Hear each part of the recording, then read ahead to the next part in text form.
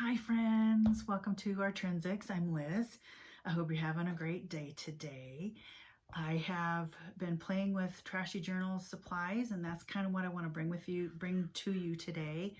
I want to show you my setup, what I use to house all of my Trashy collections so that I can have semi-organized way to work when I put my trash journals together. Because for me, I need some sort of method to my madness. Making a trashy journal is the whole word trash. Just you get the word mess and all that as well. I have to have some sort of containment while I create. My craft room is a bit of a mess, but everything has a place and every place has a thing. So and then there's a few places that I still want to tweak, but for my trashy journals, I have a very consolidated area of where I put my things and how it's organized. And I just wanted to share that with you today. And I'm getting ready to start a new one. And for the fall of this year, and I think I'm going to do a smaller one, but let me show you what I have. And I'm going to flip the camera and I'm going to try to film this so it doesn't make you sick to your stomach. All right, hang with me. All right, I'll be right back.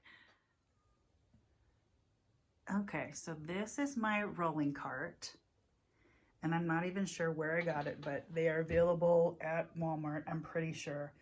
And this is the large scope of my collections for trashy journals, and the whole cart just sits over there by that fan in where am I at? In this little area right here. Just rolls right and tucks right into that area, and when I need it, I just roll it out to this section right here, and a little closer actually, because my table is right here, and I need to have thing access so it gets onto the rug, but for filming purposes I have to shove it back a little bit. Let me show you how I have it organized. One thing about these rolling carts is you can buy these little attachment trays that can just kind of hook onto it. I don't have one on the other side, but they make nice place for right here in this spot. Is what I put my current journal that I'm working on right here, and that's an extra spot for, I'm sorry, I'll try to do better. That spot right there is where I add some new things that I want to possibly add, or bulkier things. But let's get on to the shelving. The first shelf has this bin, and this bin has some miscellaneous big papers. And I just went through my closet and some of my stash, and I looked through and added some stuff there. I have these two folders of like paper things.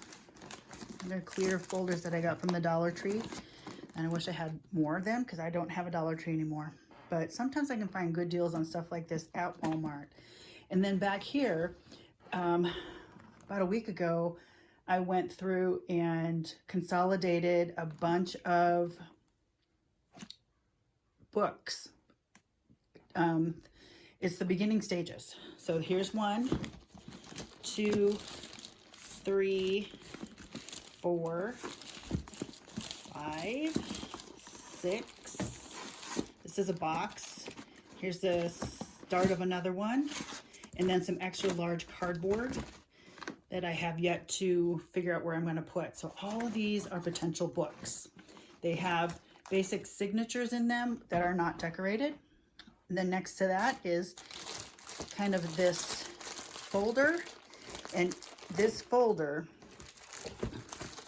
it's not really a folder, it's more cardboard, but it has like paper things in it. So I have a pattern, and then some magazine pages, some of my what is this, a master board for making tags, some other magazines, and more master boards, my tape. I had some fun making painted tape the other day, and plastic for more sticker type things, and an old salad bag for stickers and more tape. So that's what's in this bag, in this section. Then right here is a container, just a little container. It has my homemade washi tapes in it and some other tape. And this is just like a little catch-all for the table when I am creating. And then underneath that is a bunch of my duct tapes, my double-sided tape, some of them, and wet wipes, and more miscellaneous. Down here, this middle shelf, this has like textiles in it. Let me open it for you quick. Maybe. It's magnetic. And it has stuff in it, some tissue. Oops. Tea bags, tissue, some more pattern type stuff. So that goes right there. And then this bag has strips that can make good tags, pockets, belly bands, what have you. So that goes right there. Then this container has small tags type things and some stickers. All these little things that can be used for tags, tabs, decorations. I like the circles, and then a few of the tags still left that can be used for lots of different things. Okay, and then this one has a plastic bag of my tea bags. I consolidated all my tea bags, some wrappers, and labels. I've got a couple labels mixed up, but there's labels, a few little plastic things in here. This little bag, which I love, wish I had more of those. A few crinkly things. My Kleenex, a bag of Kleenex box tab things that can be great for pockets. A bag of receipts, and some old pockets that I had made a long time ago. So that's that. Things are falling out. Things are falling out. Then down here in this container is more cardboard. Some things that I did not find a home for yet. Love that, of course. But they can be possible additions to a future journal. And I took some of my crinkly things and I duct taped them together so that they could be pages. And then on these, I can make pockets off of this or add more stickers from product packaging, such things. Some bubble wrap that can be used for a page. And then down here is my bag of crinklies. So here's a bag from carrots that I might put in there. And I've got something from a bottle, my creamer thing. So that's how I have my cart organized. So the beautiful thing about this is I can just take it from that corner over there, just roll it over here, or even roll it into the living room. I can roll it into the kitchen if I want to work on the table. So what I'm going to do next is show you the one that I'm working on, which is this one. Right here, I chose a little bit of a smaller one just because, I don't know, the last one was kind of big. So I'm going to switch the camera up to my arm and I will get back to you in just a sec. All right, so I have this book that, I love you guys. Did I tell you that yet? I don't think I did. I kind of started this weird differently. So anyway, here's my book that I've put together for, I put together a bunch of books and I just said, okay, which one do I want to choose for the next season, basically, because it seems like the last one lasted a couple months. As I put it together, I started in May, ended in September, so it was like a summer journal. So this one's probably going to be fallish. So I chose something a little bit smaller, just because that other one was quite large. And I'm keeping the spine as is, although I do reserve the right to change it out if I think it's gonna get too bulky. So I first of all went through all of my cardboard and packaging and whatnot garbage and made signatures. So I think I goofed up here though. Something's not right there. I think that goes right there. So I have 3 signatures made of various materials. So 1, 2, 3, 4, 5 pages each. Some cardboard and some paper for the simple reason of thickness. When you add so many items to these things, my pages tend to get quite layered, so those layers create thickness. So as is, it very well might be okay now, but if I keep adding this size spine, whatever that is, looks like 2 inches, will not be enough. And so some of these pages, this is a calendar page, and it's obviously too long, so I might cut it off. I reserve that right. And again, 5 pages, some thinner, some thicker.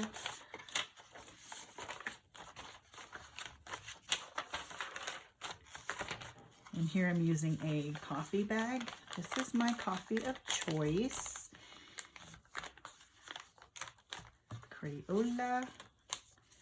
An envelope. Envelopes are so great for these. You can make a whole book just out of envelopes in different ways. Some crayon paper, a calendar page. This goes this way. Yeah. Wow, this is really old because this is when I had dogs back in Oregon. But isn't that pretty? And that's how this book is so far. And the first thing I will probably do, and I keep it before I talk about how my method is, I will keep it unbound for the simple reason that I can work on pages outside of the book. So I can just grab a signature, set the rest of it aside, and pull this and just work on this and make it what it needs to be. And I can change out these pages as well. So I keep everything loose until the very end of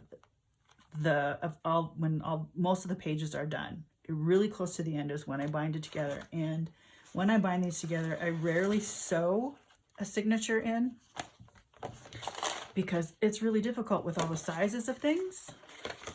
Because this is shorter, and how am I going to, get a clip? I guess I could clip right here, but it just gets complicated. Now I have sewn some, but I really kind of like the string method. Just pick fabric, strip of something, yarn, something. Elastic works good too, although elastic can over time lose its elasticity, how it stretches. So not, may or may not be a good idea. But then after I have all these things together, and I lost my train of thought. Hold on a second here. Oh, what I do first when I decide to work on it is background stuff.